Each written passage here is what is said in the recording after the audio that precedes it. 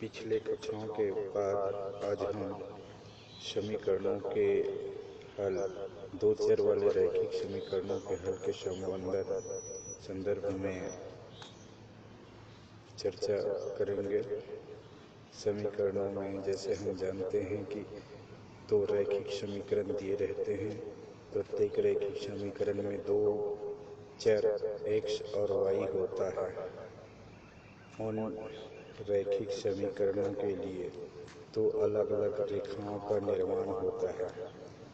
तो आइए हम इस रैखिक समीकरण को हल करने के पहले विधि, आलेखीय विधि पर चर्चा करते हैं। हमारे पास जो आलेखीय विधि होता है उसमें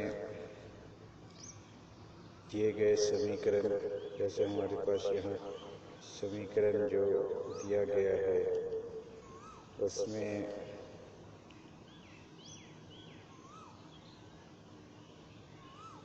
हिरण और सारस के पैरों के संबंध में बने समीकरण और उनकी आँखों के संबंध में बने समीकरण को ग्राफ पर दर्शाकर देखते हैं।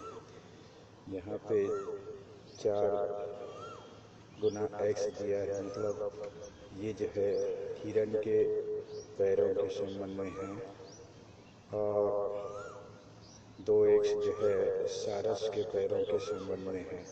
क्योंकि हिरण में 4 पैर होता है इसलिए x के साथ 4 का गुना। x अगर हिरण है और y अगर सारस है तो y सारस के 2 पैर होते हैं, इसलिए 2 का गुना किया गया। दोनों को जोड़ के मतलब उस समूह में 180 पैर हैं, ये दर्शाया गया है। इस समीकरण को y के पक्ष में अगर चाहें तो आप इस प्रकार से 2y बराबर 180 ऋण 4x इस प्रकार से लिख सकते हैं। तो y का मान यहाँ पे 180 ऋण 4x और फिर 2 का पक्षांतर कर देते हैं, इसलिए बटे 2 हो जाता है। तो y का मान इस प्रकार से 90 ऋण 2x होता है। अब हम जो है इस पहले समीकरण के लिए हम यहाँ पे x के विभिन्न मान रखते हैं। जैसे यहाँ 10, 20, 30 ये मान यहाँ रखा गया है। ये सारणी बनाई गई है x के लिए 10, 20, 30 और ये 40। और इसके पश्चात y के लिए हम मान निकालेंगे। x का मान 10 रखेंगे तो हमारे पास ये जो है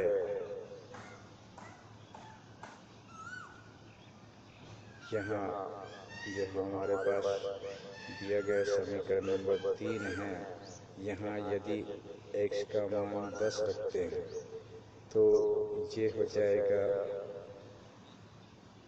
90 ऋण 2x मतलब 20।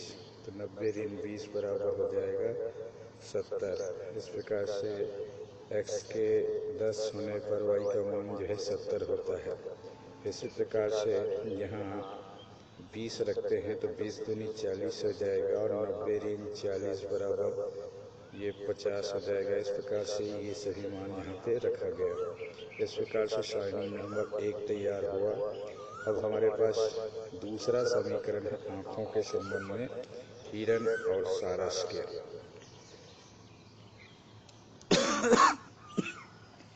क्योंकि दोनों में आँखों की संख्या 2-2 होती है, इसलिए यहाँ पे समीकरण जो है 2x धन 2y और उस समूह में आँखों की कुल संख्या जो है 120 बताई गई है, इसलिए 2x धन 2y बराबर 120।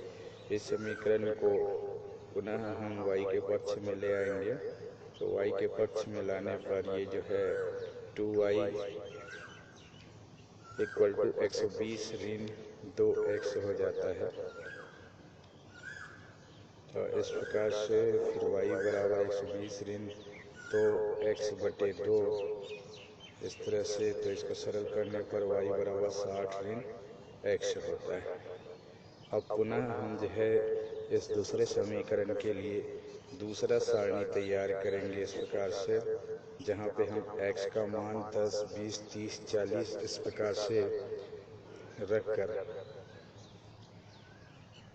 उसके सापेक्ष y का मान ज्ञात करेंगे। यदि इस समीकरण में हमारे पास जो समीकरण ये है y बराबर 60 ऋण x, इसमें x का मान अगर 10 रखा जाए तो 60 ऋण 10 बराबर ये हो जाएगा 50। तो पहला मान 10 के सापेक्ष y का मान x बराबर 10 के सापेक्ष y का मान 50 हो जाता है। इसी प्रकार से अगर x का मान 20 रखें तो 60 ऋण 20 मतलब 40 हो जाएगा, इसलिए x बराबर 20 के सापेक्ष y का मान 40 प्राप्त होता है। ऐसे ही अगर 30 रखेंगे तो 60 में 30 जाएगा, तो 30 40 में 60 में 40 जाएगा, तो 20। इस प्रकार से सारणी क्रमांक 2 तैयार होता है, जहां x और y के मान प्राप्त होते हैं। अब हमें जब x और y का मान प्राप्त हो चुका है तो हमारे पास जो ग्राफ पेपर है उस ग्राफ पेपर में इन मानों को रखेंगे। x अक्ष जो इस प्रकार से क्षैतिज के समानांतर होता है वो x अक्ष होता है। इस प्रकार से x अक्ष ले लिए, यहाँ 10, 20, 30, 40, 50, 60 ये रख दिया गया, 40, 50, 60, 70। इसी प्रकार से x मतलब हिरण के संदर्भ में है और y मतलब सारस के संदर्भ में है, और y अक्ष जो है इसके ऊर्ध्वाधर होता है। ये ऊर्ध्वाधर y अक्ष 10, 20, 30, 40, 50, ये गलती से यहाँ पे 33 लिख दिया गया है, वो 30 है। इस प्रकार से पहले कोरा ग्राफ में x अक्ष इस प्रकार से और ये y अक्ष तैयार होता है। इन अक्षों के तैयार होने के बाद हम जो है हमारे पास जो दोनों सारणी हैं, इन दोनों सारणियों के मानों को यहाँ पे रखेंगे। ये सारणी नंबर 1, यहाँ से इस मान को 10 और 70, 20 और 50 और 30 और 30, 40 और 40 इस मानों को हम रखेंगे। तो यहाँ पे हमारे पास 10 है तो y का मान जो है 70 है। ये इस प्रकार से ये पहला मान यहाँ पे रखा गया। इसी प्रकार से दूसरा मान अगर x बराबर 20 है तो y बराबर 50, x बराबर 30 है तो y बराबर 30 और x बराबर 40 है तो y बराबर 20। ये मानों को हम यहाँ पे रखते हैं और ये 40 और 20 दूसरे समीकरण का है।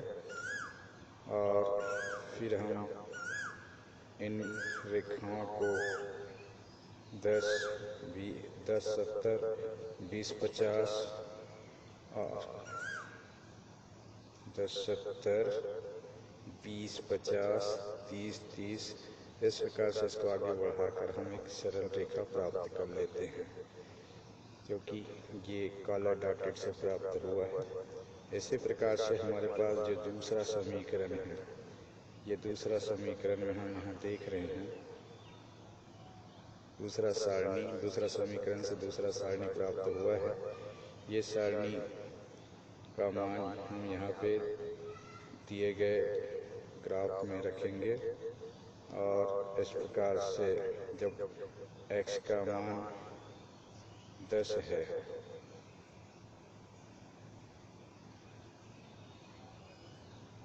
तो y का मान 50, 10, 50, 20, 40 और ये 30, 30 दोनों में उभयनिष्ठ है। और इसी प्रकार से ये 40 और 20 इस प्रकार से प्राप्त होता है। इनको मिला देते हैं तो ये इस प्रकार से एक सरल रेखा प्राप्त होता है। ये दोनों सरल रेखा एक दूसरे को उभयनिष्ठ बिंदु 30, 30 पर विभाजित करते हैं, प्रतिच्छेद करते हैं। इस प्रकार से ये प्रतिच्छेदी रेखा प्राप्त होता है। और इस आलेख के माध्यम से जो उभयनिष्ठ बिंदु 30, 30 प्राप्त हुआ है, यही दोनों रेखाओं का हल कहलाता है। इस प्रकार से हम जो है दिए गए समीकरणों का हल प्राप्त करते हैं। आप देखते हैं यहाँ लिखा हुआ है कि ग्राफ में प्रदर्शित रेखाओं का कटान बिंदु 30, 30 यही हिरण और सारस पक्षियों की संख्या है। मतलब 30 हिरण है और 30 सारस पक्षी है, जिनकी पैरों की संख्याओं का योग 180 है और आँखों की संख्याओं का योग 120 है। इस प्रकार से हम उत्तर प्राप्त करते हैं आलेखी विधि से। बहुत सारे उदाहरण यहाँ पे दिए गए हैं आलेखी विधि से ज्ञात करने के लिए। तो आप आलेखी विधि के माध्यम से आलेख तैयार करके उनके जो कटान बिंदु है, जैसे यहाँ पे हम देख रहे हैं, ये दोनों रेखाओं के लिए 3 और 7 जो बिंदु है वो इसका कटान बिंदु है। तो ये इसका इन दोनों समीकरणों का हल होगा। ऐसे ही जितने भी आपको उदाहरण दिए गए हैं उनमें आपको ये प्राप्त होंगे।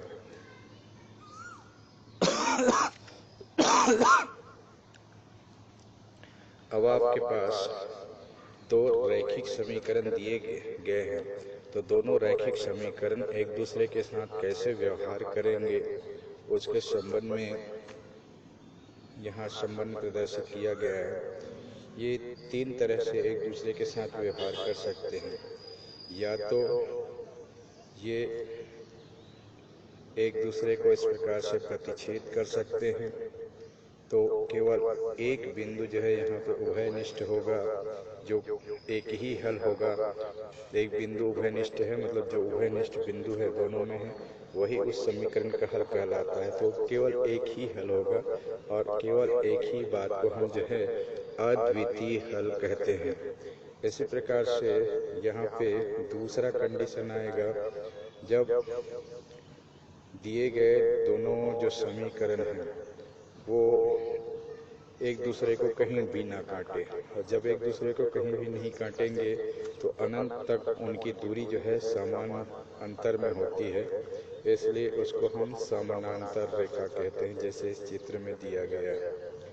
और समानांतर रेखाओं को एक दूसरे पर नहीं काटने के प्रतिबंध के आधार पर यहाँ पे जब एक दूसरे पर उभयनिष्ठ बिंदु कहीं भी प्राप्त नहीं हो रहा है, मतलब यहाँ कोई हल नहीं होगा।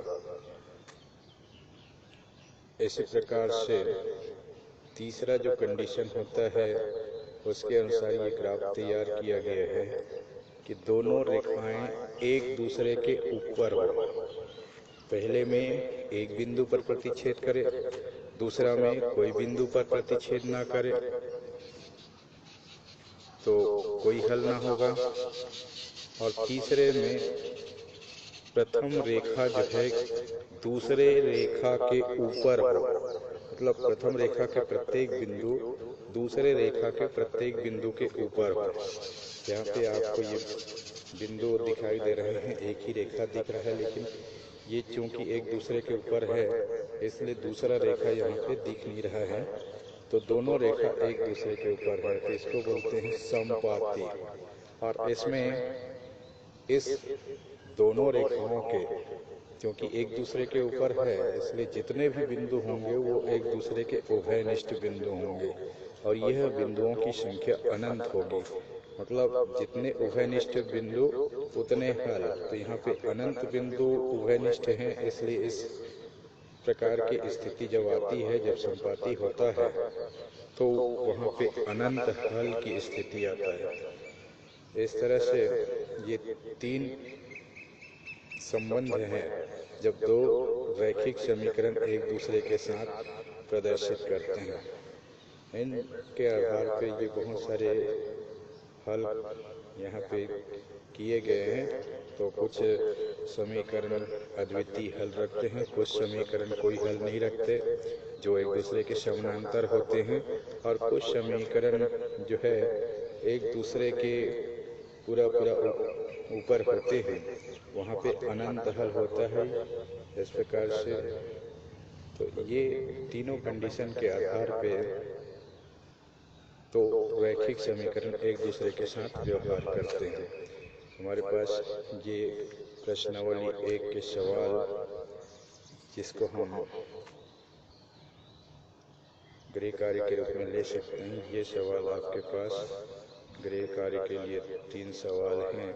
इन 3 सवालों के माध्यम से अभी जो आलेखी विधि के माध्यम से जो सवाल हल किया गया, उन सवालों की जांच अपने सीखे गए बातों को जांच कर सकते हैं। धन्यवाद।